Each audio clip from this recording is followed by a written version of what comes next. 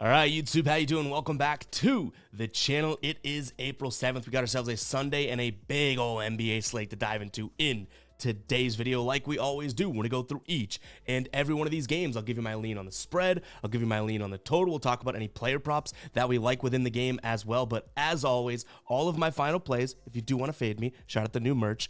All of my final plays will be in the pinned comment. Yesterday, we go 2-1. We shall take it. And I only dropped the cha-ching because our one loss was a half unit play. So our two full unit plays, those cash. That GG Jackson one, kind of scary at 17 and 6. So he finished right at 23, but still we cashed the under. And then the Cavs Lakers was a nice look as well. But a 2-1 night, we shall take it.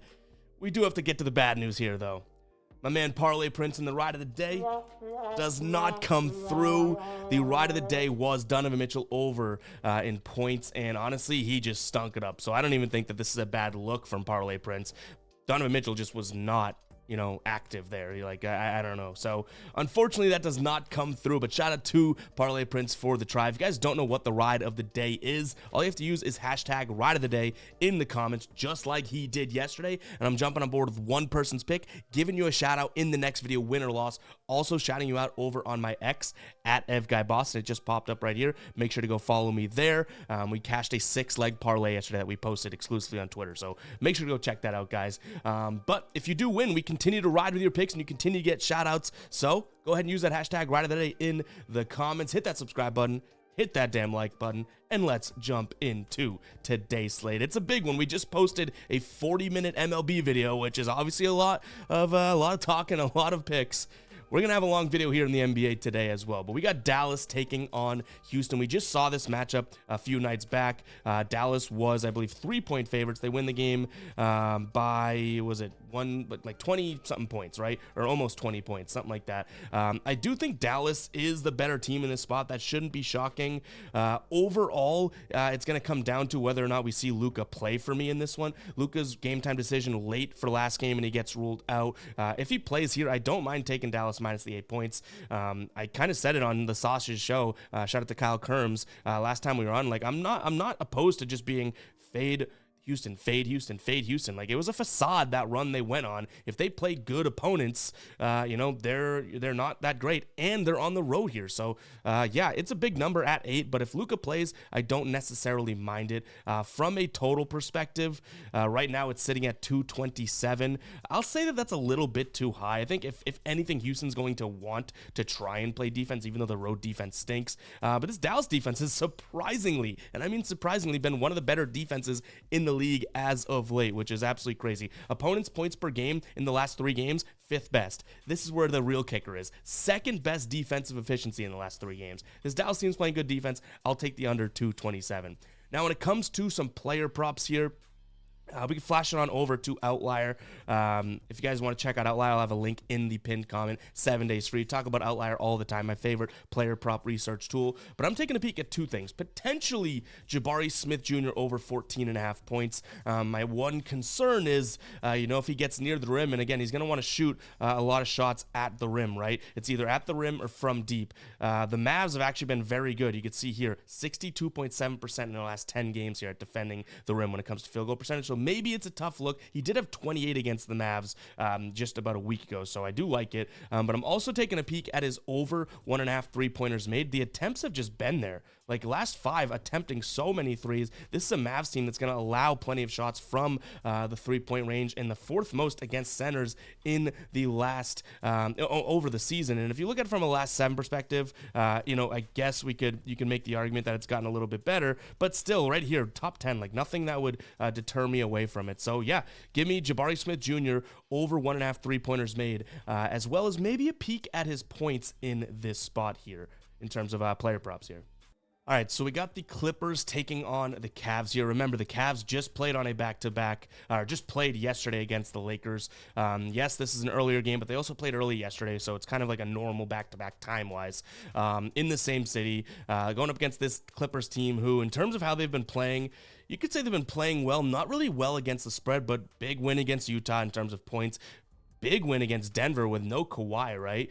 Still no Kawhi here, but I'm going to take the Clippers in this spot just due to the fact that the Cavs on the season have kind of stunk on back-to-backs, and I did not like what I saw out of them yesterday. Like, maybe they were looking ahead to this spot, something like that, but to not be able to get to 100 points yesterday seemed like a damning little thing there. So I'll lean towards the Clippers minus the 3.5 points. I don't necessarily think this becomes a final play, if I'm being completely honest, so don't expect that, just because no Kawhi, and like this Cleveland team doesn't want to drop in the standings, right? Like at this point now, they're only a half game out of 4th place. They're in 3rd place, but this Magic team is going to be hunting them down, and the Knicks also, tied with the Magic here. So if the Cavs blink to close the year here, again, they have what? It's like, say they have like 4 or 5 games left. Like, if they just start going down on a tear, like a bad tear here, like you could blink and be the 5th seed, like from the 3rd seed. So not the best situation overall, obviously. One win here could definitely be pretty big. So that's the reason I might not make this a final play. When it comes to a total here, we're looking at 218. I could see this one going up and over because, again, I think Cleveland has offense in the tank for sure. The defense, which I thought was going to be good, has not looked good as of late.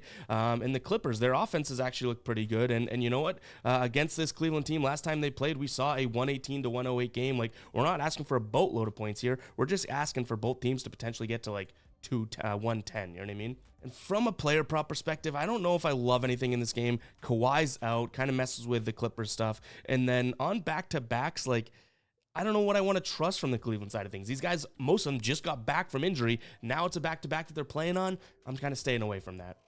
All right, Pacers taking on the Heat here. Right now, Pacers minus 1.5 in terms of the current spread. Total sitting at 227. Big injury to note here for the Pacers. Actually, funnily enough, the Miami team that's been injured for so long, no major injuries, just Josh Richardson, who's out for a year. Tyler Hero's back, Duncan's back, Jimmy's slated to play, so good news for them. But Tyrese Halliburton on the Pacers side of things with back soreness, so I don't know if, that doesn't seem like the most damning injury, but depends on how sore, I guess, right? So definitely monitor that. I do think I lean towards the Heat right off the rip anyway, so if you like the Heat, you may want to get that in sooner rather than later because if Tyrese doesn't play, they'll probably even become favorites in this spot, right? So I like the Heat. I just trust the Heat kind of down the stretch here. The Pacers are playing good basketball, so I don't want to say that they're not, but the Heat have won 3 of their last 4 games. 2 of those wins are Portland and Washington, so I get it, but they smacked Portland. They beat Washington by double digits. Like, they're doing their job here overall. Indiana's been playing decent basketball, but they lose to Brooklyn. They beat OKC. I'll give them credit, right? But that's an OKC team without SGA and without Jalen Williams, so I'll give them their credit for winning, but, it's not really OKC. I just think the Heat will grind it out in this type of a game. When they've last played here, so on the season, they split, and when they've split, it hasn't been a close game. So to be honest, if you like the Heat plus the 1.5, you might as well pull the trigger on plus money line because it's either going to be a Heat type game or a Pacers type of a game here. I think I'm going to be on the Heat. Now, from a player prop perspective, with guys coming back, you're going to see some hit rates that I think are, so like Nikola Jovic, right? His over points plus assists is at 7.5. And I do think that could be a good look. Last time he played the Pacers, actually I don't even know if he was in the game last time they played, but he's hit this in 9 straight games here, averaging 11.3 points plus assists, and this is a plus money play at 7.5. So I do like the spot, right? But is his minutes, even though he's a different position than Hero and Robinson and all that, like, do his minutes start to kind of dwindle and come back down, that type of thing?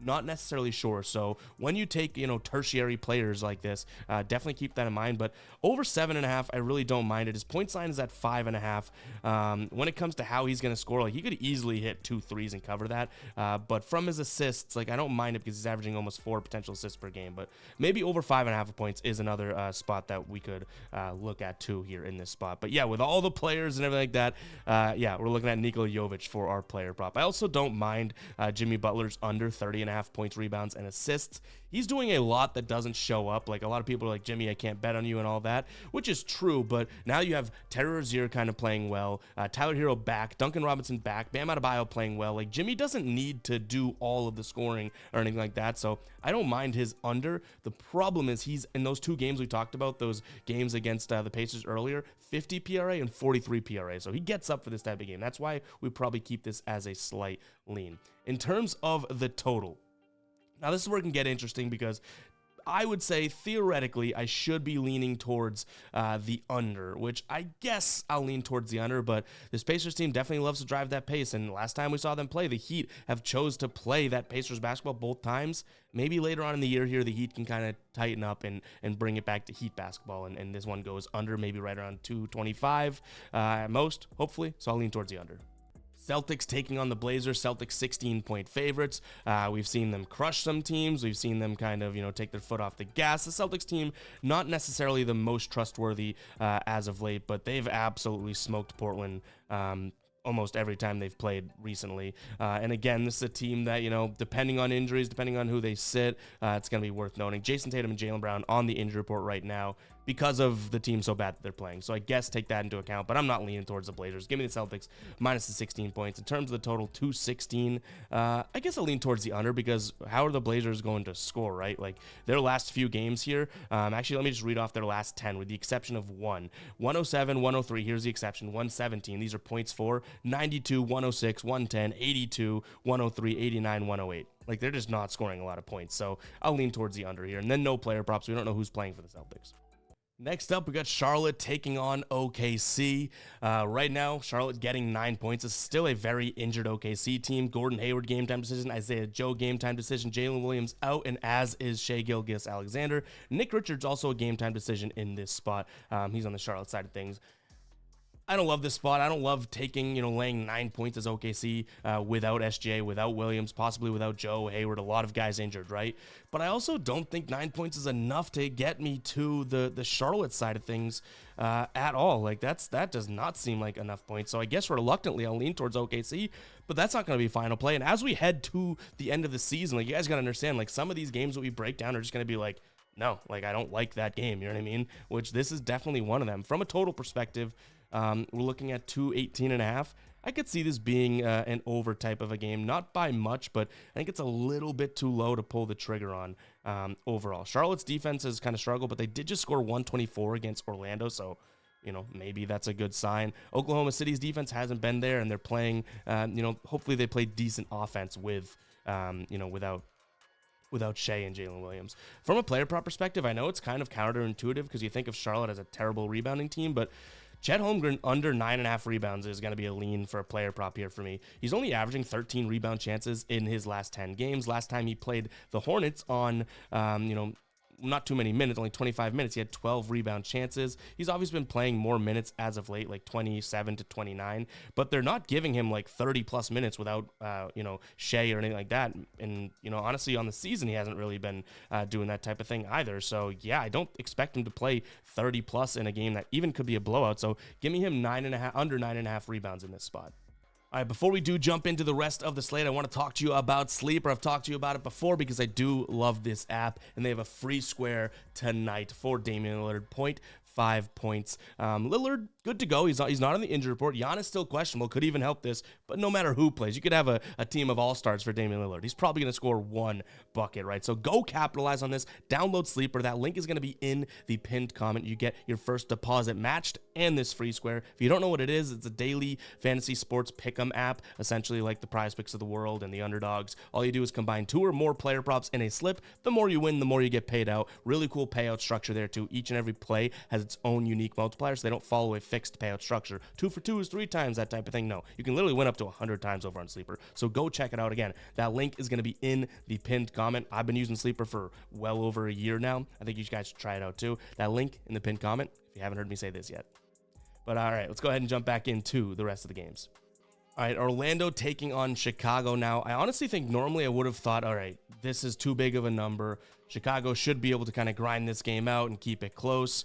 They haven't been playing the best of basketball lately, but Orlando just getting beat by almost double digits by Charlotte, like, they're going to have some fire. They have to have some fire coming into this game, so I'm going to lean towards Orlando minus the points. Kobe White, Alex Caruso also listed as questionable in the spot. They are missing either one of those guys. It's obviously going to be a hit to them overall. But I wouldn't mind if they're out, because I also like Ayo Dosunmu's over PRA here in this spot, whether it's first half at 11 or even just total PRA. I do think that he's got a good chance of hitting this. He's hit it in 7 of his last 10 games. When he's played the Magic, last time he played them this season, he had 23 and he went for 19 points.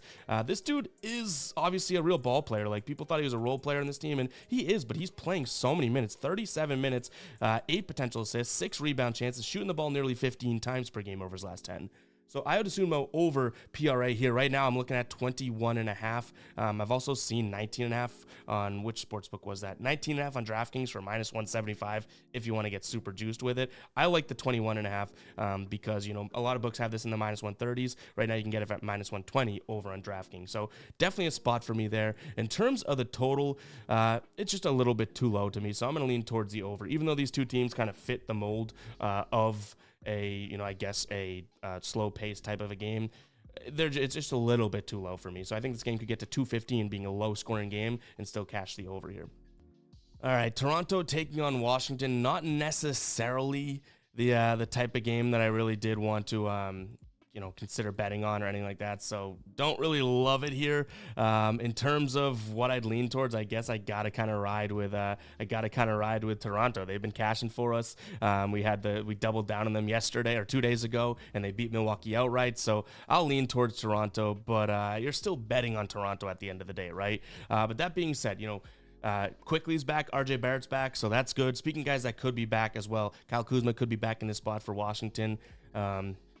You have 2 crap teams here, right? Like I said, plenty of these games are like, yeah, let's look the other way type games. This is probably one of them. No player props that jump out to me either. But from a total perspective, I can't see much defense here, so 231, I'll look at the over. All right, Suns taking on the Pelicans. The Pelicans are kind of on like a semi-ban list, I guess, for me right now, because they've just let us down so many times.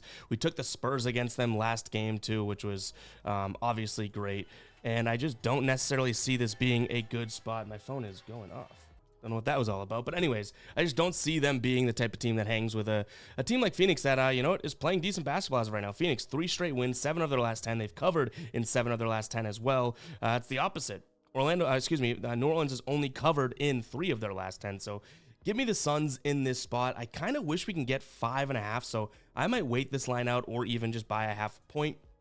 But yeah, I like this spot here. In terms of what we're looking at from a total perspective, the Suns can play slow, they can play fast, they can kind of do whatever they want, and I do think that this is going to be a good spot for them to kind of up the tempo, but 223, asking for that many seems a little bit too much. So I could envision this being like a 220 game, which is only 2.5 points of margin towards the under that I like. But I'm going to lean towards the under because obviously the Pelicans are going to play slow. So we almost have that guarantee in a sense. So maybe the Suns mix it up, play their game, but play it a little bit better than them. So I'll lean towards the under as well. From a player prop perspective here, it's kind of tough. I wanted to take Zion's under because the Suns have been really good at defending the rim as of late, but Zion's track record against the Suns here, he's gone 30 plus in 4 of his last 5 games. So we may pull the trigger on that. You're getting good odds at even over on FanDuel right now for under 26.5 points. So maybe that's a consideration, but overall, I just don't necessarily see if it's a lock type thing. Actually, we didn't look into it. We can do it real time. I'll do it right over here in Outlier, which is cool. So we'll look at without Brandon Ingram. Yeah, without Brandon Ingram, 4 straight games against the Suns he's gone over. This is his last 10. So maybe that's something we pass on just due to the fact that 4 straight without Brandon Ingram, he's gone for 30 plus against the Suns team. That's kind of damning. You know what I mean? Milwaukee taking on the Knicks. I think this is going to come down to the injury report because I don't mind Milwaukee in this spot, but Giannis is listed as a game time decision. So definitely something to watch here. But the line movement for this game has been pretty damn crazy. Just from yesterday, this opened up at Milwaukee -1, and then it moves to -1.5. Then it moves to 3, 3.5, 3, back to 3, to 3.5, to 4, to 4.5, to 4 now. So this thing has been moving away from, I guess in terms of that's backing Milwaukee, right? A lot of people are probably buying up those Milwaukee -1 tickets, and the books were like, yeah, I don't think we're going to give those out anymore. So I think Milwaukee may be the move here if Giannis is good to go. Obviously, that's going to be a major factor. In terms of, I think he missed out last game against Toronto, but maybe that's because, you know, it's less of an important game. This one against the Knicks could simulate a little bit more playoff. Like for these two teams, it doesn't necessarily matter like specifically against one another, but the Knicks obviously looking for wins. We kind of talked about where they are in the standings, and the Bucks want to hold on to that 2 seed. I think they should be able to do that. They're a game and a half up over the Cavs, but you know, wins should still be something that they're going for now, right? So I'm going to lean Milwaukee. Kind of crazy. We just faded them against the Raptors, and they've lost like 4 or 6 of their last 10 games against the spread and straight up. New York also not playing the best basketball, but covering as of late. But I just have to trust that you know, Lillard and Giannis say, okay, let's lock in for a game like this. Maybe I'm the crazy one in the room, but that is where my head is at right now. In terms of a total, I think this gets to right around 225-ish if the Bucks decide to push the pace too. So I'll lean towards the over. And then from a player prop perspective, OG Anunoby could be back, right? He's listed as questionable, I believe.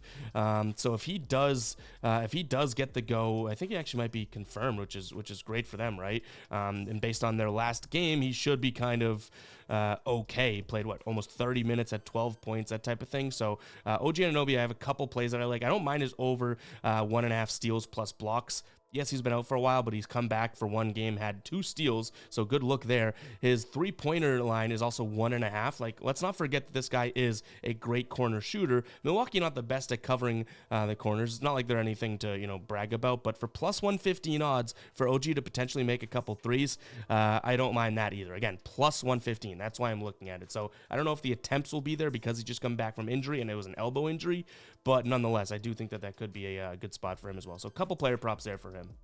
Spurs, man. Spurs playing some good, undebatably good basketball, honestly. Like, even if they're losing games, they're keeping some games close and everything like that. So I guess shout out to the Spurs here. They're going up against the Sixers in terms of what we're looking at from a lineup perspective. Joel Embiid looks good to go. Tyrese Maxey good to go. But now Tobias Harris still on the injury report here in this one.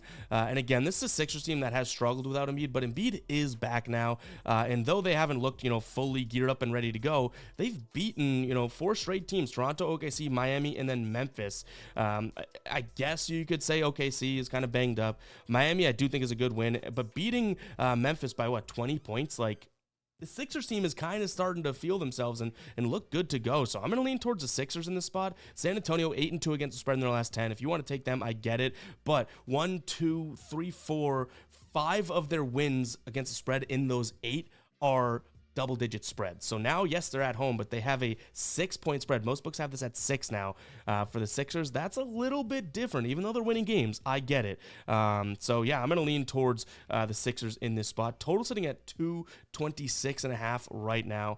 I don't think this gets up there. I think that the Spurs probably wanted to get up tempo, but even though I think that this is a Sixers team that plays really well offensively and scores a lot of points when Embiid's healthy, I think that they know that if they just slow this down, they probably have a huge upper hand over the Spurs in this spot, right? And then moving on to the player props here, nothing totally jumping off the page, but one play that has just been, you know, cashing very consistently is Victor Wembanyama's over 4.5 assists. His last 5 games, 6, 7, 5, 8, and 9 assists. So over his last 5 here, averaging 11.4 potential assists. Like, you can't necessarily knock that. And this is going to be a spot in which he's going to get the ball down low against Embiid multiple times. He may have to kick it out, so he might have even more potential assists. There's a player prop that I'm leaning as well.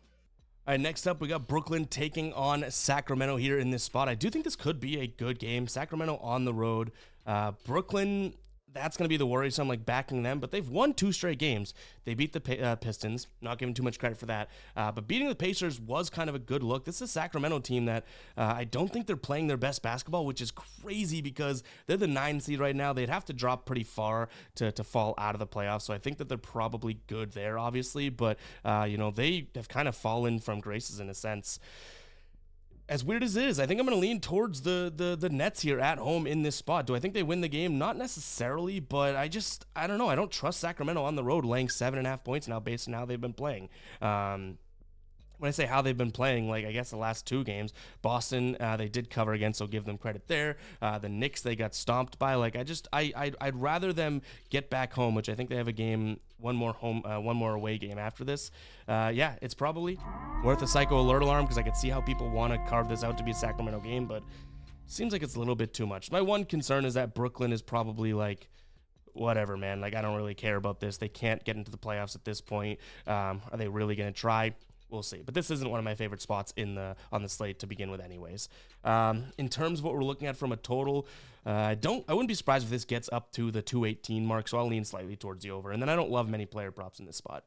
All right, we got the Warriors taking on the Jazz here. This is another game that essentially is I don't want to say, I mean, we could say, right, meaningless type of a game. The Jazz not going to be in the playoffs. The Warriors should be okay in that 10 or 9 seed spot here.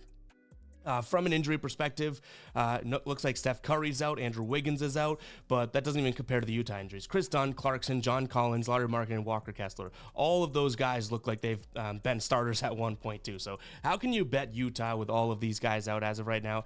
In my opinion, you really can't. So yeah, I'll lean towards the Warriors. It's not going to be something that we're touching as a final play. And remember that we have so many games on today that some of these crap games or weird matchup games, like why risk the play there? But Utah has lost a million games in a row. They're not even covering games right now, so they are pretty fadeable. And then from a total perspective, I don't see much defense being played here, so I'll go ahead and slightly lean towards the over.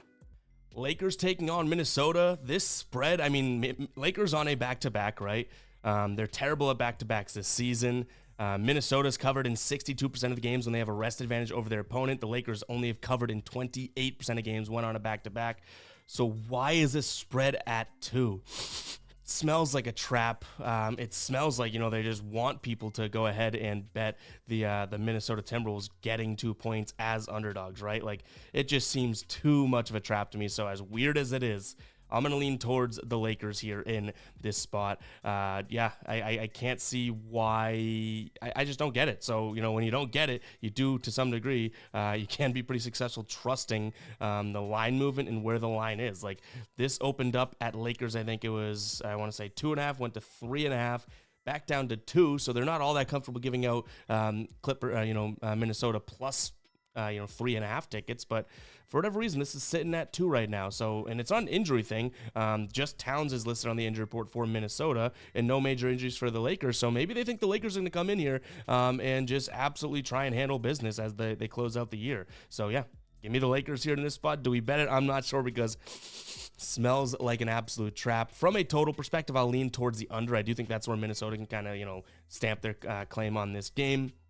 And then from a player prop perspective here, I think I'm almost wanting to take the under on Anthony Edwards in terms of his points. Right now, his points line's at 26.5.